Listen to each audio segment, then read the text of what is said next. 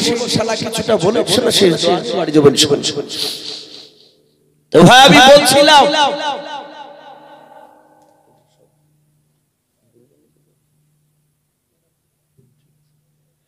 হযরত হুসাইন বলে ভাই কি করতে হবে, বলে একটা লোক পাঠানো। বলে কি যাবে? সবারই তরফ থেকে বাপ দিয়ে আইন পাস হলো, বলে ইমাম মুসলিম কি পাঠানো হোক। বলুন আলহামদুলিল্লাহ। ইমাম মুসলিম কি পাঠানো হোক। ইমাম মুসলিমকে সবাই যখন অনুরোধ করলো, হুসাইন অনুরোধ করলেন, বলেন ভাই আপনি যান। আর এইদিকে হযরত হুসাইনের কথা শুনে ইমাম মুসলিম জানে যে নবী বলেছেন হুসাইনের কথা যারা মানবে না, ওকে যারা ভালোবাসবে না তারা আমাকে ভালোবাসবে না, আর হুসাইনকে যারা ভালোবাসলো তারা আমাকে ভালোবাসবে। ইমাম মুসলিম বললেন আমি রাজি আছি, আমি যাব গোপন ভাবে। যাহাতে ইমাম মুসলিম দাঁড়ালে, আর ইমাম মুসলিমের দুটো বাপজি ছেলে ছিল। একটা বড় ছেলেটার নাম ছিল ইব্রাহিম, আর ছোট ছেলেটার নাম ছিল মুহাম্মদ। এরা দুই ভাই ইমাম মুসলিমের কলিজার টুকরা সন্তান। বয়স বড় ছেলেটার বয়স ছিল বাপজি 8 বছর, আর ছোট ছেলেটার বয়স কে বলেছেন 2.5 বছর, কে বলেছেন 3 বছরও ছোট, হয় 4.5, না হলে বাপজি আপনার 5.5 এরকম বয়স। এই ছোট বাচ্চা ছেলে তারা ছোটবেলা তার জনম দুঃখিনী মাকে হারিয়ে দিয়েছে। পৃথিবীতে বাপজি যার মা নাই তার পৃথিবীতে কেউ নাই। ছোটবেলায় যাদের বাপ মা হারিয়ে গিয়েছে তারা জানে যে মা কত বড় দামি। আমরা তো অনেক ভাগ্যবান, আমরা মাকে পেয়েছি। এখনো অনেকে মাকে আমরা জিন্দা অবস্থায় দেখতে পাচ্ছি। ইমাম মুসলিমের দুই ছেলে দাঁড়িয়ে বলল আব্বা আমাদের মা নাই। মা বলল আপনি, আব্বা বলল আপনি আমাদের। কারণ ইমাম মুসলিম ছোট থেকে তাদেরকে মানুষ করেছে। হযরত ইমাম মুসলিম বলল বাবা তোমরা কি বলতে চাও? বলে আব্বা আপনি যদি মদিনাতে যান তাহলে আমরাও মদিনাতে যাব, আপনাকে ছাড়া আমরা থাকতে পারবো না। ইমাম মুসলিম বলেছিলেন বাবা মদিনাতে থাকলে তোমরা বড় ভাগ্যবান। বলুন আলহামদুলিল্লাহ। আমরা বলি না অনেক সময় গজলে যে মদিনার ওই মাটি পেলে চোখে দিতাম সুরমা বলে। কেউ কি বলে যে জোড়ানপুরের মাটি পেলে চোখে দিতাম সুরমা বলে? মদিনার মাটি, কারণ ওই মদিনার মাটিতে আমার বিশ্ব নবী শুয়ে আছে। বলুন আলহামদুলিল্লাহ। এত দামি নবী আমার। ইমাম মুসলিম বলেছিল বাবা এখানে থাকলে নবীজির কবরখানা দেখতে পাবো। আল্লামা শেখ সাদী রহমাতুল্লাহ আলাইহি বিখ্যাত একজন আল্লাহর বুজুর্গ ওলি, উনি রাসূলের কবর জিয়ারত করতে গিয়েছে। জিয়ারত করতে গিয়ে দেখছে ওখানে কয়েকটা পায়রা কবিতর বলে যাক আমরা, পায়রা কবিতর বলি, ওই কবিতরকে দেখেছে পায়রা। দেখে ইমাম শেখ সাদী বলছেন হায় রে পায়রা কতই না তোরা ভাগ্যবান যে তোরা মদিনায় বিশ্ব নবীর কবরের আশেপাশে সব সময় ঘুরছিস, তোরা স্বাধীন। আমরা রোজ এখানে আসতে পারি না, অনেক দূরে থাকি, তোরা সত্যি ভাগ্যবান। ইমাম মুসলিম বলেছিল বাবা তুমি এখানে থাকো দুজনায়, তোমরা যদি আমার সাথে যাও, যদি এজিদের চক্রান্ত হয়, যদি একটু বুঝতে পারে তাহলে শুনে নাও, আমাকে জবাই করবে, আমাকে মারতে চাইবে, আমি একাই তোমাদেরকে দুজনাকে ফেলি দিয়ে আমি একাই পালিয়ে আসতে পারবো না। আর তোমাদের দুই ভাইকে আমি কোলে করে নিয়ে আসতে পারবো না, একটু বড় হয়েছে, যেও না বাবা। ছেলে দুটো বললে আব্বা চিন্তা করবেন না, যদি এজিদের লোকেরা জানতে পারে আপনি পালিয়ে আসবেন, আপনারা পেছন পেছন আমরা দুই ভাই দৌড়ে চলে আসবো। আব্বা আপনাকে কোলে নেওয়া লাগবে না, চলুন আমি যাব। কিন্তু ভাই তকদিরে যদি লেখা থাকে বিপদ কেউ কাটাতে পারবে।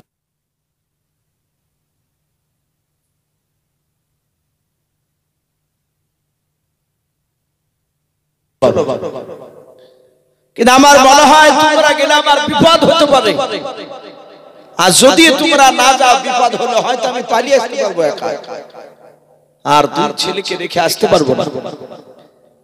ইমাম মুসলিম রাদিয়াল্লাহু তাআলা আনহু দুই ছেলেকে নিয়ে বাপজি কুফানগরে চলে গেলেন। কুফানগরে যাওয়ার পরে প্রথমে যার বাড়িতে উঠেছিলেন ওনার নাম ছিল উম্মে হানি। কি নাম বললেন? উম্মে হানি। হযরত আলী কে বলেছেন বোন, কে বলেছেন আপনার চাচাই তো বোন। ওনার বাড়িতে গিয়ে বললেন আমি হোসাইনের তরফ থেকে আমি এখানে গভর্নর হিসাবে এসেছি, গোয়েন্দা হিসাবে। বর্তমানে এখন আমাকে নেতা বলে মানে, যদি তোমরা মানো তাহলে জানবে যে হোসেনকে তোমরা ভালোবাসো, তাহলে হোসেনকে আসতে বলতে। উম্মে হানি আশপাশে বাড়িতে বলল। মোটামুটি রাত্রি 11টা হতে হতে প্রায় 20,000 লোক কুফানগরের বাসিন্দা দলে দলে এসে তারা বায়াত গ্রহণ করলো। বলুন আলহামদুলিল্লাহ। বায়াত মানে অঙ্গীকার, প্রতিশ্রুতি নিলেন যে আমরা, তারা সমাজ প্রতিশ্রুতি দিল যে আমরা হোসাইন সমান। ইমাম মুসলিম হাসতে হাসতে দেখলো বাহ এ তো ভালো খবর। তখন তার বাপ যে সব ফন্টন ছিল না, সাথে হাতে একটা লোককে চিঠি লিখে ইমাম মুসলিম বললেন হোসেন আপনি আসুন, অসুবিধা নেই। কুফানগরের প্রায় 20,000 লোক আপনার উপরে নেতা বলে মানব বলে সবাই কথা দিয়েছে। চিঠিখানা নিয়ে বাপজি একটা লোক চলতে লাগলো মদিনা। এদিকে একিদের লোকেরা জানতে পেরেছে ইমাম মুসলিমের তরফ থেকে লোক এসেছে, এই হোসাইনের তরফ থেকে ইমাম মুসলিম এসেছে কুফানগর এখানকার গুপ্ত খবর নিতে, এবং বহু লোককে বায়াত করেছে। সাথে হাতে এদিকে বলল ধর ইমাম মুসলিমকে, যে ইমাম মুসলিমকে জবাই করতে পারবে তাকে 10,000 টাকা ইনাম দেওয়া হবে পুরস্কার, আর যার বাড়িতে পাওয়া যাবে ইমাম মুসলিমকে তাকেও জবাই করা হবে, কেউ যেন জায়গা না দেয়। সাথে হাতে বাপজি উম্মে হানি বলল ইমাম মুসলিম ভাই আপনি এখনই পালিয়ে যান, মৃত্যুর ভয়। আপনারা হয়তো জানেন না আবু দারদা ভাই আশা করি হয়তো ওখানে ছিলেন কি আমার জানা নেই, হয়তো না থাকলে উনি ভয় শুনেছেন। আপনার ওই দেবকুণ্ড থেকে ভিতরে একটা গ্রামে সুরুলিয়া মাদ্রাসা, জুরুলিয়া মাদ্রাসার প্রতিটা আলেম ওলামা আর ছাত্ররা ওখানে বাপজি গিয়েছিল যে শিরক বিদআতকে রক্ষা করার জন্য। তো সেখানে এই আমাদের এই মুর্শিদাবাদে এই ইসলামপুরে যে বাপজি সামদানি বলে একজন আলেম আছে বেদাতে বেরেলি, এই ভদ্রলোক ওখানে বাপজি গিয়েছে। তো ওই জায়গাতে বাপজি কিয়ামকে প্রতিবাদ করা হবে, ওরা কিয়াম করবে আর আমরা কিয়াম করব না। যদি এরা করে তাহলে আপোষে বসে পার্সোনাল ভাবে বসে কোরআন হাদিসে কোথায় আছে সেটা প্রমাণ করুন, এই নিয়ে আলোচনা হবে। যাই হোক ওখানে গিয়ে বাপজি পুরো উল্টো ঘটনা, মারামারি শুরু হয়ে গেছে। সুরুলিয়া জুরুলিয়ার অনেক ছাত্র, মাওলানা গতকালকে যে বাদরুন সাহেব ছিলেন উনিও গিয়েছিলেন ওখানে। আমরা একটা বাড়িতে বাপজি লাস্টে গিয়ে দাঁড়ালাম, যখনই পুলিশের গাড়ি আসলো 4-5 খান, তখন ওই বাড়িওয়ালা আমাদেরকে বলছে, আমাদের সাথে আরো মুফতি আব্দুল সালাম সাহেব আরো বড় বড় আলেম ছিলেন হুজুররা। বাড়িওয়ালা বলছে মাওলানা সাহেব আপনারা তাড়াতাড়ি চলে যান তো, আপনারা আমাদের বাড়িতে থাকলে আমাদের বিপদ। আমাদেরকে থাকতে দিল না, পাশে দরজা দিয়ে বলে আপনারা চলে যান, আপনাদের দায়িত্ব আমরা নিতে পারবো। আমরা বললাম দায়িত্ব নিতে হবে না, অসুবিধা নাই, দেখি না কি হচ্ছে। তো মৃত্যুর ভয়, মায়ের ভয় অনেকের আছে। উম্মে হানি ডাক দিয়ে বলল ও ইমাম মুসলিম তুমি চলে যাও। ইমাম হুসাইন নয়, ইমাম মুসলিম তার 2 ছেলেকে নিয়ে উম্মে হানির বাড়ি থেকে বাপজি বেরিয়ে পড়লেন। উম্মে হানির বাড়ি থেকে বেরিয়ে দৌড়াচ্ছে মদিনা রাস্তা খোঁজার জন্য। আর কুফানো করে থাকবে না। ইমাম মুসলিম দৌড়ে যায়,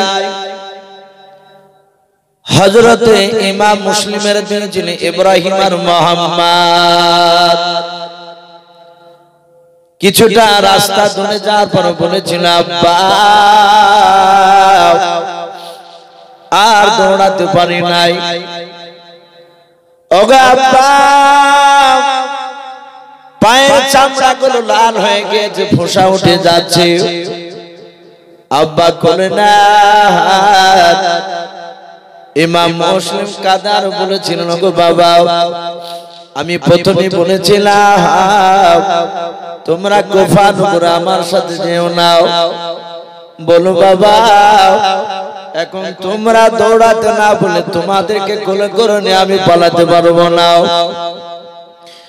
আর তোমাদেরকে তুইও যেতে পারবো না। ইমাম মুসলিম বাপ যে কান্না করেছে দুই ছেলেকে ফসলায় বলে বাবা আরেকটু দৌড়ে চলাও। অনেকটা রাস্তা দৌড়ে যাওয়ার পর দেখলেন 4-5টা লোক রাস্তা ধরে তলোয়ার নিয়ে ঘোরাফেরা করছে। ইমাম মুসলিম বুঝতে পেরেছেন ওরা এজিদের লোকেরা, আমাকে ধরার জন্য তারা খুঁজতেছে। ইমাম মুসলিম রাদিয়াল্লাহু তাআলা আনহু ওই রাস্তাটা ছেড়ে দিয়ে বাবা আবার দ্বিতীয় রাস্তায় আপনার বেরিয়ে পড়লেন। দ্বিতীয় রাস্তায় কিছুটা যাওয়ার পর থেকে সেখানে লোক গাছ করে ঘোরাঘুরি করে। হযরত ইমাম মুসলিম রাদিয়াল্লাহু তাআলা আনহু এইভাবে বাবা ওই রাত্রিতে প্রায় কুফানগরের বাপজি যতটা রাস্তা নজরে পড়েছিল সব রাস্তাগুলোতে দৌড় মারলেন। প্রতিটা রাস্তায় কিছুটা যাওয়ার পর দেখেন বাবা ওই দেখতেছে মানুষ মাঝে তলোয়ার নিয়ে ঘুরছে, ইমাম মুসলিমকে খুঁজতেছে পেলি জবাই করে দেবে। হযরত ইমাম মুসলিম চিন্তা করলেন আল্লাহ গোটা কুফানগরের রাস্তাকে ঘেরা করে নিয়েছে এজিদের লোকেরা, আমাকে আর কুফানগর থেকে বেরোতে দিবে না, বেরোনি এজিদের লোকেরা জবাই করে ফেলবে। ওগো মাওলা এই ছেলে দুটো কি করা যায়? ইমাম মুসলিম একটা বাড়ির দরজায় গিয়ে শিকল বাপকে নড়ালেন, দরজায় গিয়ে ঠক ঠক করে বাপকে আওয়াজ দিলেন। ভেতর থেকে বলেছিল কে ভাই? ইমাম মুসলিম আস্তে করে বলেছিল ভাই আমি ইমাম মুসলিম হযরত হুসাইন রাদিয়াল্লাহু তাআলা আনহুর আমি প্রতিনিধি হয়ে আমি তোমাদের কাছে এসেছিলাম। ভাই একটু দরজা খুললাও। জাহাত বাপজি ইমাম মুসলিমের নাম শুনলেন, দরজাটা বাপজি চট করে খুলে দিয়ে বললেন ভাই তাড়াতাড়ি ঘরের ভেতরে প্রবেশ করুন। ঘরের ভিতরে প্রবেশ করলেন, দরজাটা বাপজি বন্ধ করে দিয়ে ডাক দিয়ে বলেন ভাই চিন্তা করবেন না, আমি এজিদের দিবানা নয়, আমি হোসাইনের দিবানা। জোরে বলুন সুবহানাল্লাহ। আমি বিশ্ব নবীকে ভালোবাসি ভাই, আমার নাম হচ্ছে কাজী শারহি। কি নাম বললাম? কাজী শারহি। ওই লোকটা না যার বাড়ি পৌঁছেছে। ডাক দিয়ে বলেছিল ভাই তোমার নাম ইমাম মুসলিম? বলে হ্যাঁ। ভাই রে তোমাকে জবাই করে দিবে, এজিদের লোকেরা তোমাকে খুঁজতেছে, পারলে 50,000 টাকা নয় 10,000 টাকা ইনাম দেওয়া হবে। ডাক দিয়ে বলেছিল ভাই এই বাচ্চা দুটো কারা? সবাই জানে না।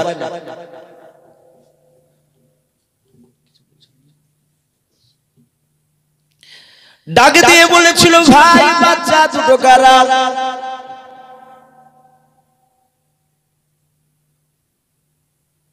ডাক দিয়ে বলেছিল ভাই এই বাচ্চা দুটো কারা? এরা কি আপনার বলেন?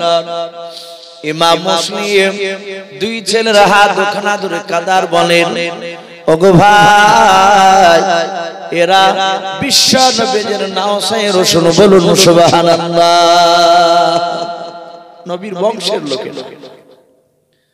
কাজী শারহি বলেছিল ভাই আপনার ছেলে ইব্রাহিম আর মুহাম্মদ? বলে হ্যাঁ। বলে নাম শুনেছি ভাই, একটু দয়া করে তোমার ছেলে দুটোর আমাকে খিদমত করতে দাও, একটু তাজিম করতে দাও। বিশ্ব নবী বলেছেন আমার বংশে যারা ঈমান এনেছে আমার উপরে, তাদের কেউ যদি তাজিম করে, কেউ যদি সম্মান দেয়, আমি তার জন্য আমি কিয়ামতের ময়দানে আমি জান্নাতে সুপারিশ করব। বলুন সুবহানাল্লাহ। ভাইরা আমার, বাবা জীবনেরাও নবীর তাজিম করার জন্য বাপজি কাজী সানি ডাকলেন। জানি না আপনাদের দেশে এসেছিল কিনা, নদিয়া জেলার হাট গোবিন্দপুর বিলে বাপজি আপনার একটা গ্রামে একজন বিখ্যাত আলেম ছিলেন, বক্তা, যার একটা হাত বাপজি গোড়া থেকে ছিল না। উনি এক হাতে ভাবে বাপজি হাত উঁচু করে তিনি কথা বলতেন। ওই মওলানাটা বক্তাটার নাম ছিল হাত কাটা এমাজুদ্দিন রহমাতুল্লাহ আলাইহি। কেউ ছিলেন ভাই? এদিকে আসতে বেলনাগার থেকে বাপজি সুরুলিয়া মাদ্রাসা প্রতি বছর আসতে ইন্তেকাল করার আগ পর্যন্ত। সেই সময় ওনাকে বাঘ বলা হতো, এত গলার আওয়াজ ছিল সেই এমাদুদ্দিন সাহেব। উনি সুরুলিয়া মাদ্রাসায় বক্তব্য দিতে দিতে বলছিলেন, তখন আমি ছাত্র সময়, উনি বলছিলেন নবীর তাজিমের কথা বলতে গিয়ে একটা ঘটনা তিনি তুলে ধরেছিলেন। নবীর তাজিম, নবীর বংশ লক্ষ্য করতে গিয়ে উনি বলেছিলেন ইরাকের সরজমিনে একটা ময়দানের নাম ছিল ময়দানে তুই বলে নাম।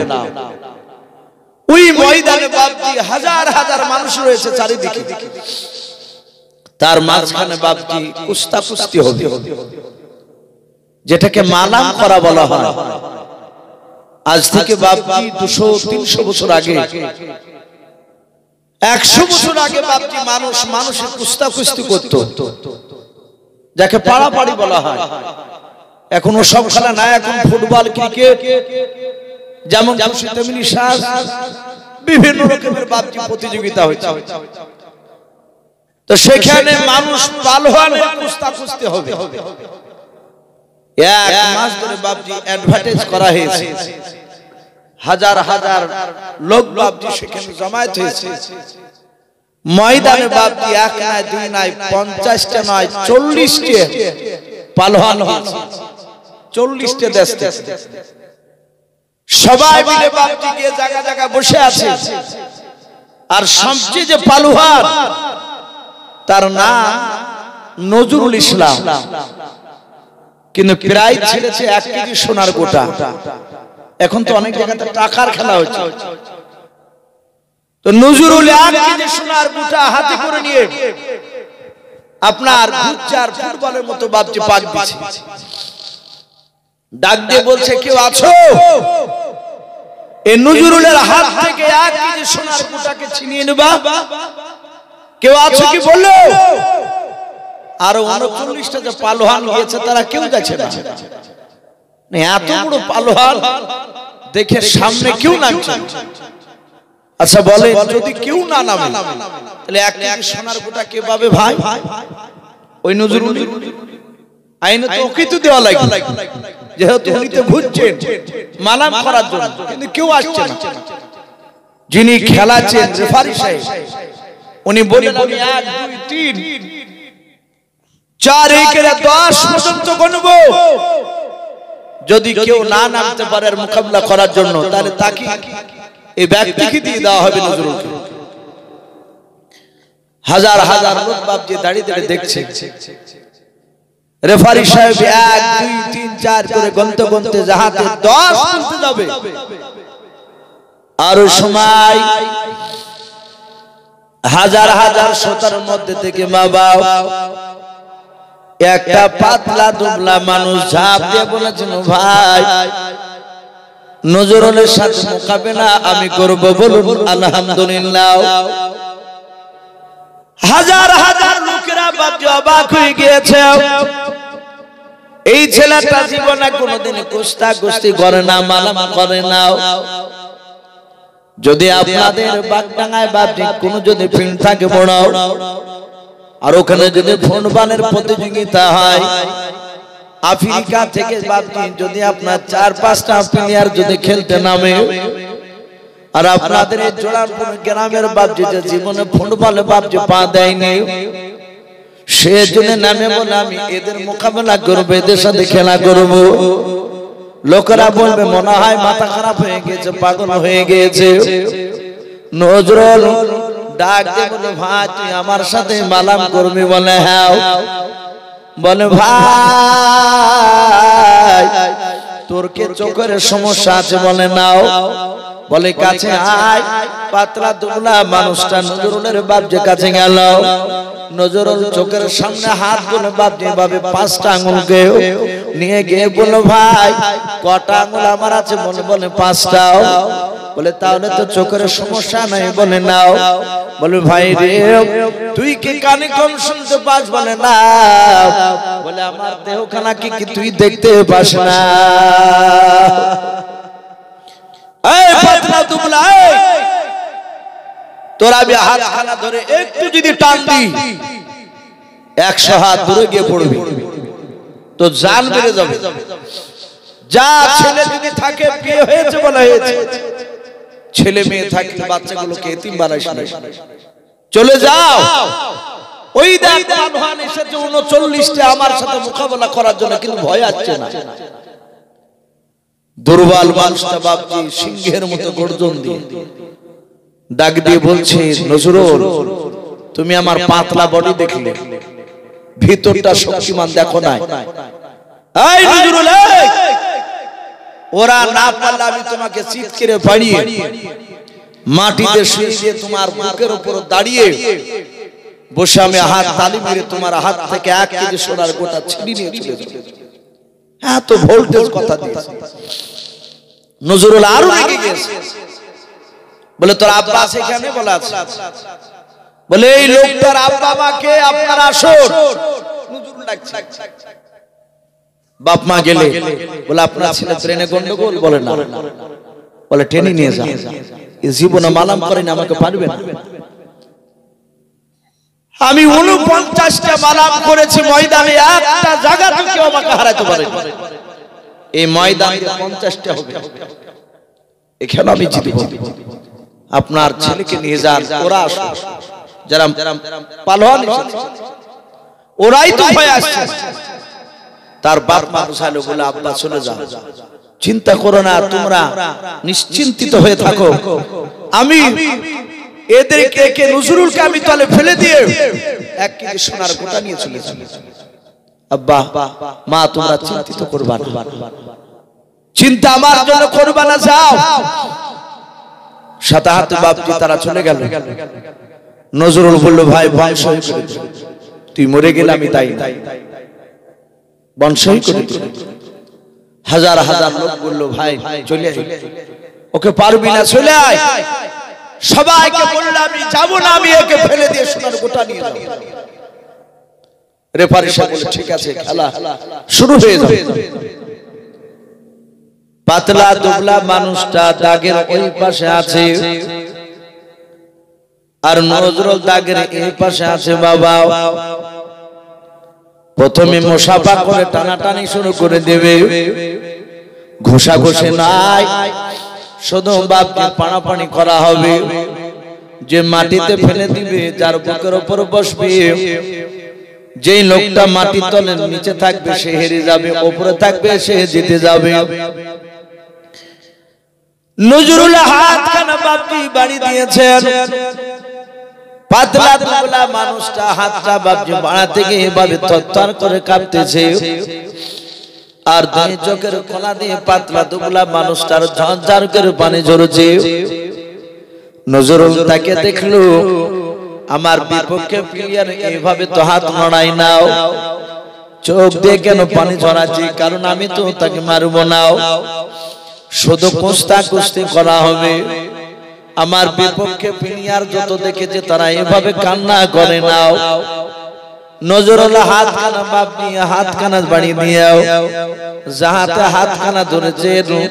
আর পাতলা দুবলা মানুষটা বলেছিল ভাই নজরুল একটু দয়া করে বলছে রে ভাই তুমি আমার হাতটা টানবা না, জোরে বলুন সুবহানাল্লাহ। নজরুল আস্তে করে বলেছিল ভাই তুমি হাত বাড়ানোর পূর্বে তোমার অনেক গরম ছিল, তোমার মেজাজ ছিল হাই, কথার ভোল্টেজ ছিল অনেক বেশি। ওরে ভাই হাতখানা বাড়াতে দিলাও, আর তুমি কেন থরথর করে কাঁপতে কাঁপতে কেন তুমি কান্না করে আমাকে ডাকছো বলো? হাজার হাজার লোকেরা দেখছে মশার সাথে, আর হাতির লড়াই হবে, মজা লাগবে দেখতে দেখে। কেমন করে যুদ্ধমালামটা বাবজি করে।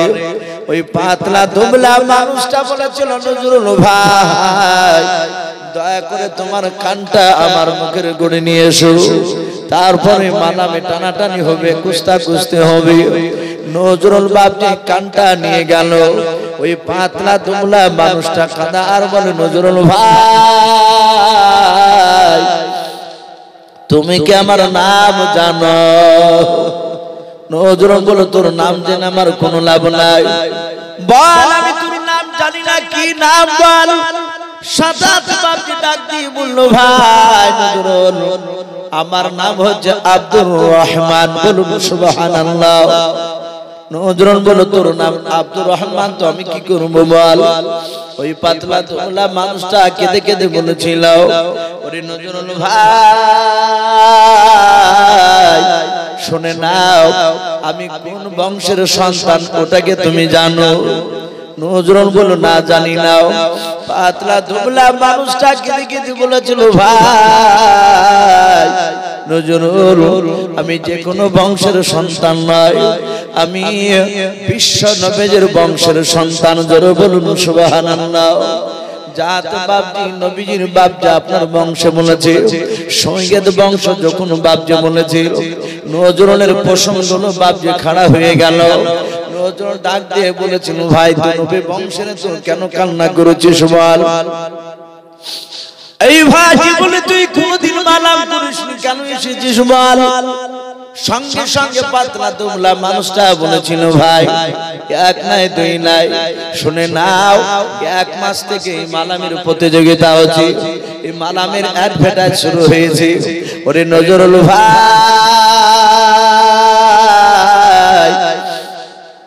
গোটা রাত বানিশে মাথা দিয়ে ঘুমাই নাও, গোটা রাত চোখের পানিতে বানিশটা ভিজে যায়।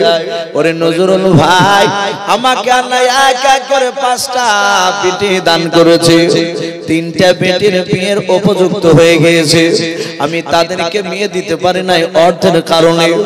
আমার টাকা নাই, আমি টাকার অভাবে বিয়ে দিতে পারি নাই রে নজরুল ভাই। ওরে ভাই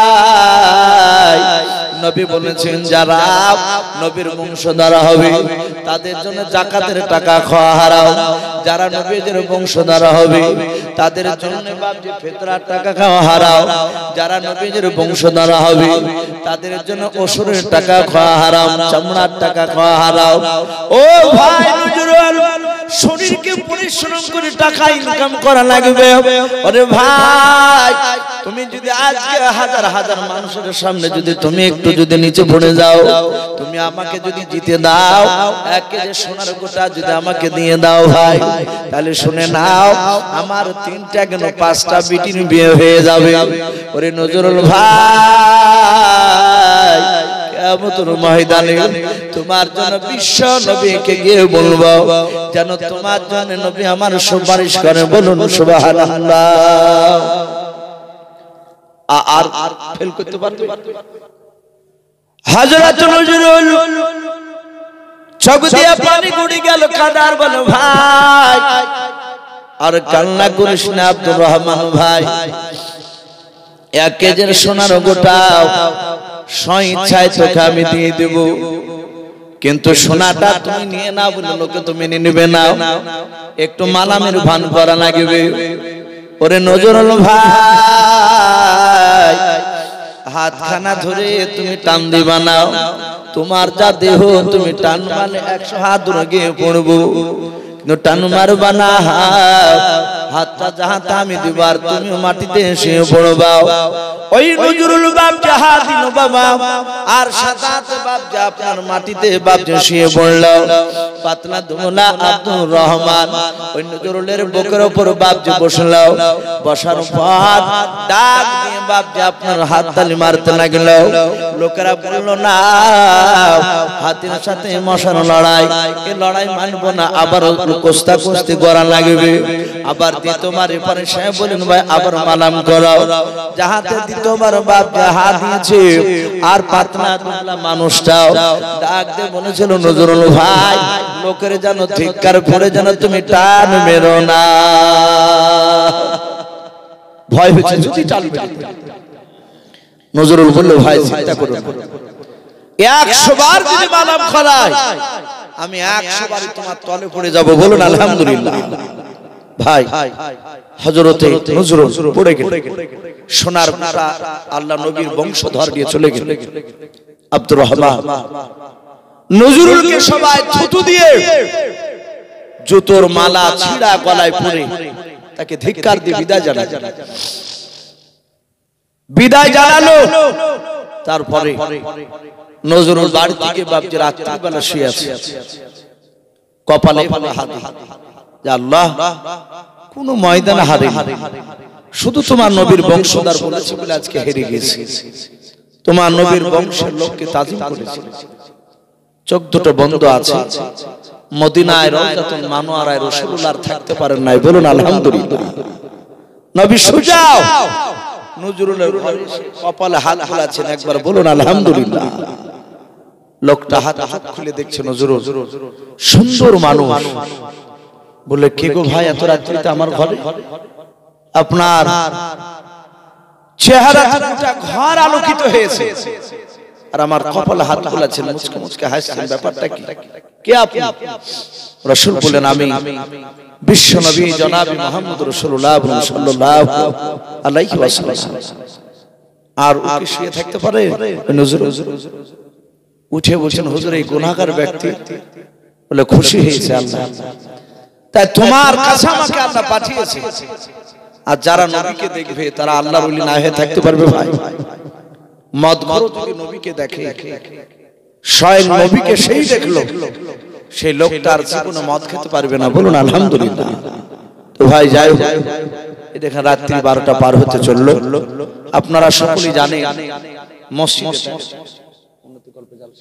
মসজিদের উন্নতি কল্পে জালসা।